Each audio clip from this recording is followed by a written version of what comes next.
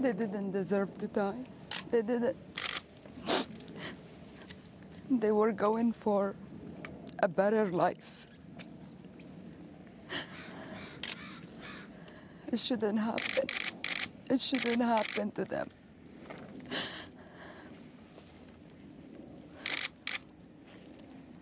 Have you spoken with your brother? Yes, I did.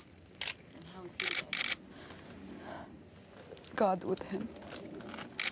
I wish I am there with him to help. I can't even imagine what he's going through.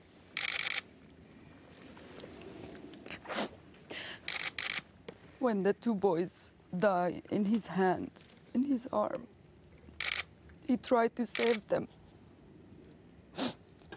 He did. When the boat flipped upside down and the wave kept pushing him down, those two boys, they were in his arm. He said he tried all his power to put them up the water to breathe and scream, "Daddy, please, don't die." And then when he looked in his left arm with the older boy, Ghalib, this one, he's already dead. So he let him go. And he said, "I will try to save the second one, Alan." He looked at him. It was blood coming from his eyes. So he closed his eyes and he let him go. He looked around for his wife. She was floating in the water. It's like a balloon. He said, "You should see how she looked like." He said, "I did all my power to save them. I couldn't." Nobody else could save them. Everyone in the boat, they tried to save their life.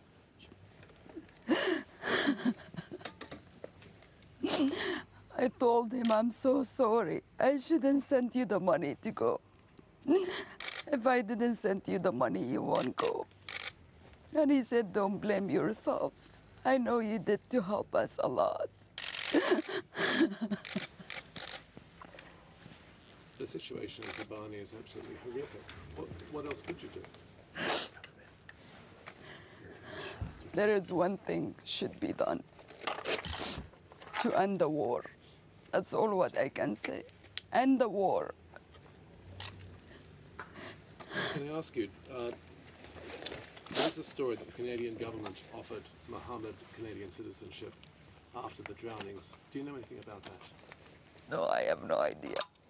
Mohammed is in Germany now. His family back in Turkey. Mohammed went to Germany.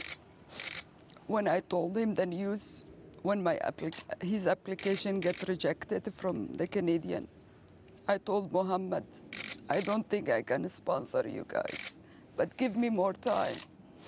Some rule will change eventually, and I will help you." Mohammed didn't listen, and he said, "There is only one way out, to go to Europe by myself and then sponsor my family." And that's what he did. He's in Germany now. But he kept telling me that there is no way he can bring his family. And he regret being in Germany and leave his family behind. Is he going back to Kobani? Mohammed in Germany. Is he going to stay in Germany? For now, yes. How did you find out that the application had been rejected? They sent me by mail. Did they say why? They don't have the document Canadian government require. Was that specifically for Mohammed's family, and was there any paperwork for Abdullah's family? I did not do Abdullah's paperwork yet.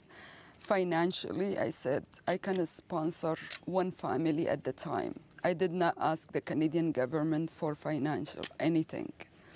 We were doing it as a private sponsorship with help with my neighbors, friend, and my husband, Rocco, of course. When did you decide to send the money to help them escape? The situation is Abdullah does not have any teeth. Has a story about it. So I've been trying to help him fix his teeth. But it's gonna cost me 14,000 and up to do it. He need denture, he need teeth implant. So when I told him, there is no way I can get you the money in one time because dentists they need to get payment right away. And Western Union, usually, if I send them the money, they only allowed 1,000 at the time, not under their name, of course.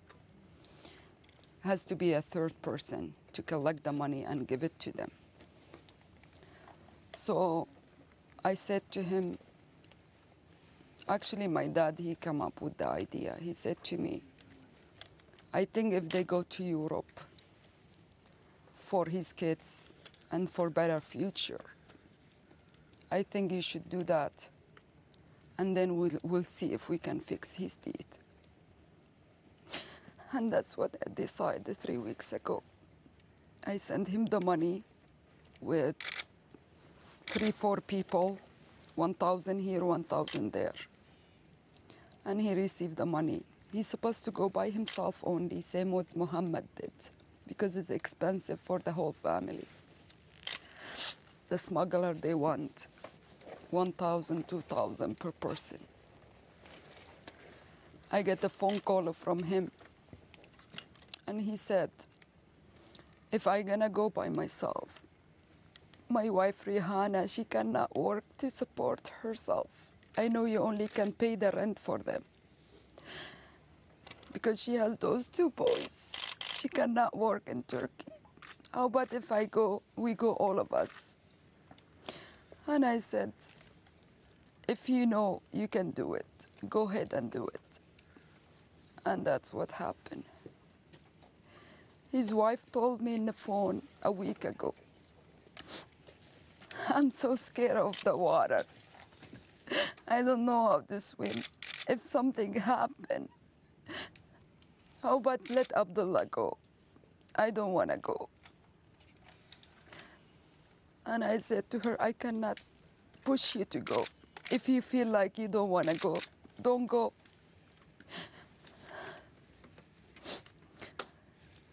But I guess they decide they want to do it all together. Do you hold the Canadian government responsible for this at all? Yes.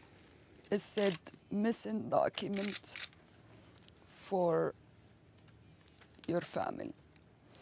What they're asking for, it's called a mavi kimlik. And what the Turkish government give all those Syrian people, other document, it's called yabancı something. And when I used to ask my brother, can you get the mavi kimlik? And he said, it does not make sense why they want that document. That mavi kimlik, it's actually a work permit or resident permit. And the Turkish government did not issue to the Syrian people. But this is what the rule, and I cannot change it. Do you think the Canadian government could have done more? I have no comment on that. What were your nephews like? Those 2 kids, they didn't see a good life at all. 2 weeks ago, Ghalib said to me, Auntie, can you buy me a bicycle?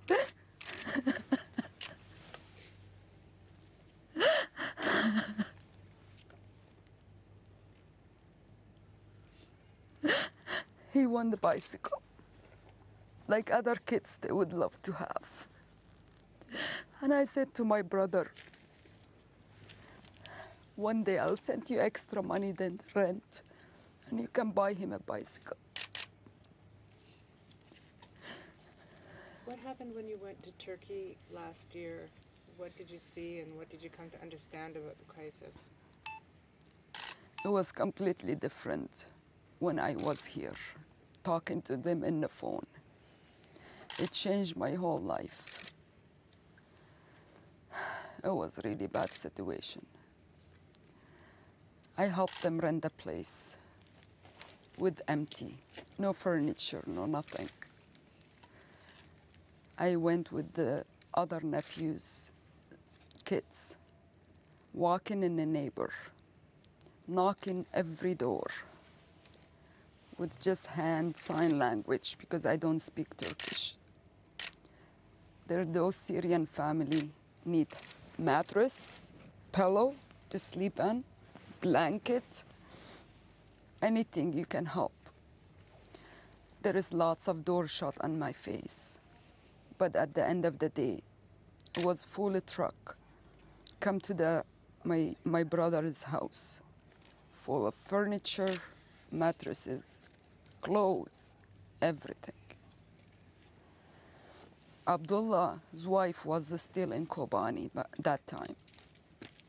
And then all of a sudden, all over the news, Kobani people, they flee in the whole city because ISIS was surrounding and they want to go in. Abdullah was very worried about them, how to get them into Turkey. Lots of phone call and told his wife to get out. I did not see them. She were at Turkish border trying to enter when I was coming back to Canada. 2 days after I arrived, Abdullah called me and said, thank God, my family is here now. I left him some money. I told him to go look for a place to rent and extra money so they can start their life. And I promised them to help. I bought them clothes. I bought them so much clothes from the flea market in Turkey before I come. The only thing I regret, did not buy them any toys because it was something else more important. It's food. Are you going to hold service or anything? Yes, that will be a service, yes. I don't know, my friend. Planning it for Sunday with your we haven't decided on the venue yet. We're thinking maybe something a little bit bigger, maybe at a park or something. But in Vancouver. A lot of people are seeing this and they're making it an election issue. They're blaming the government for not doing enough to get Syrian refugees in Canada. Is that fair criticism? To be honest, I don't want to just blame the Canadian government. I'm blaming the whole world for this, not helping enough the refugee. And not somebody just to stop the war. And I know they can do it. The end of all this is to stop the war, basically. If nobody will fund the rubble, I think the war will stop eventually. It's a wake-up call. My brother said to me, it's my kids. Has to be the wake-up call for the whole world. And he said to me, my message to the world, please help those people crossing that water. Don't let them take that journey anymore.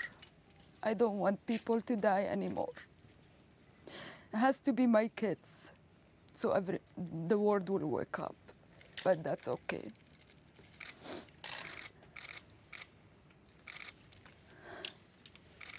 And he said, I don't need anything from anybody right now. All what I want, to go back to Kobani, bury them, and I want to stay there beside them, feed them, give them some water. Buy the banana for them. His favorite thing is banana. That's what my brother, when he was working in the construction, Ghalib used to phone his dad every day. Bring me banana.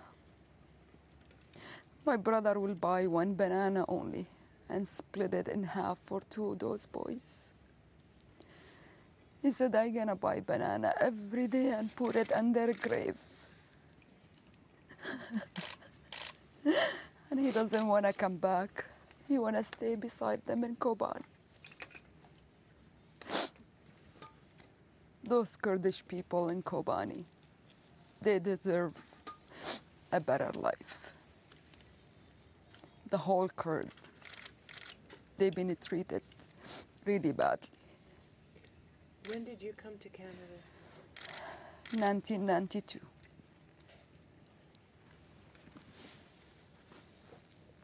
Did you come with family? I get married and he sponsored me here.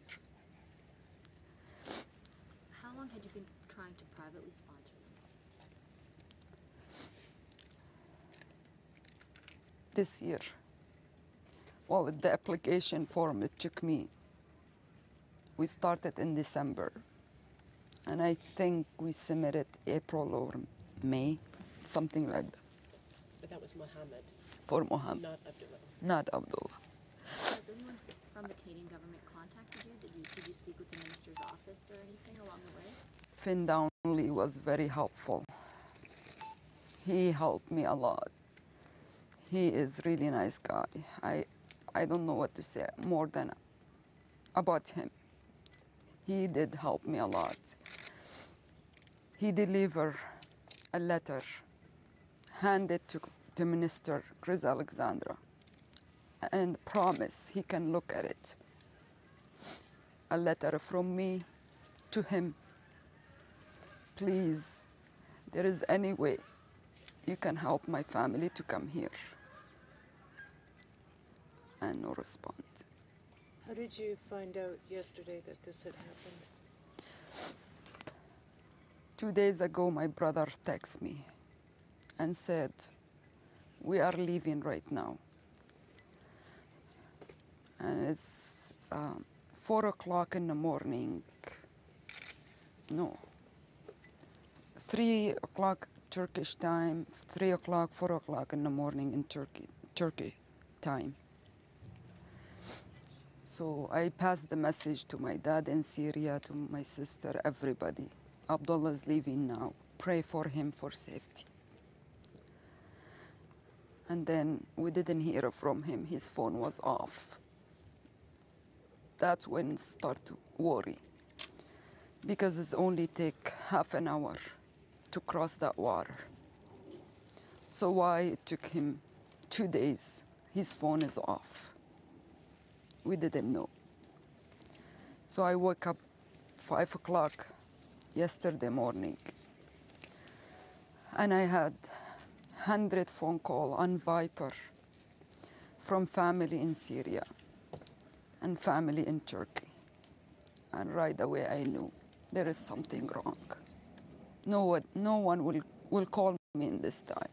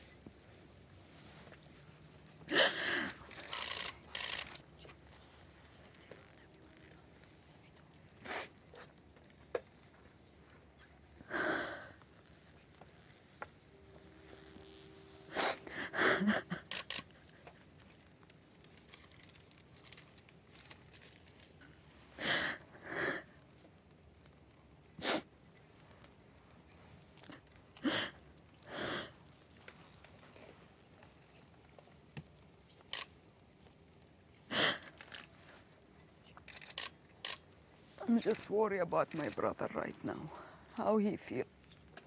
I can't even imagine. I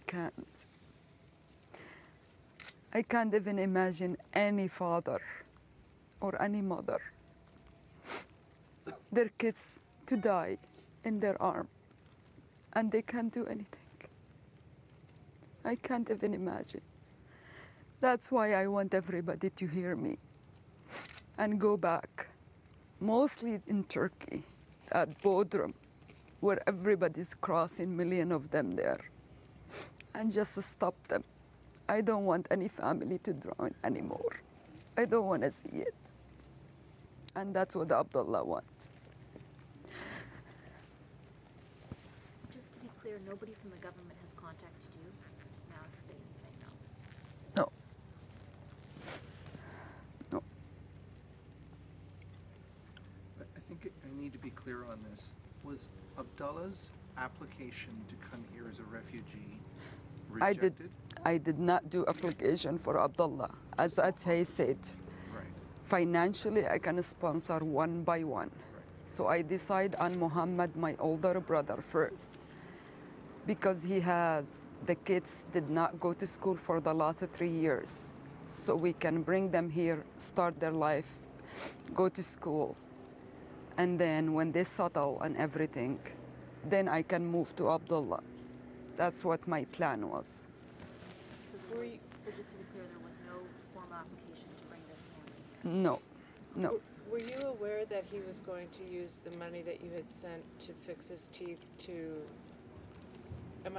pay for passage on the boat? Is that what happened? No, we didn't. We decided not to fix his teeth. Oh, okay. No, How much money was it that you sent him? 5,000. And were you aware that he was going to try to make his own way? Yes, of course. So the application that got rejected was for your older brother? Muhammad, He has children as well? he has 4 kids and the baby actually just born. So it's 5 kids. And Muhammad actually in Germany now. I told you Yes. that's when I told them the news, I cannot sponsor them. So he decided to go. Yeah, Is everyone done? Yes. Yeah. Thank you very much. Thank you. thank you. Thank you very much for coming.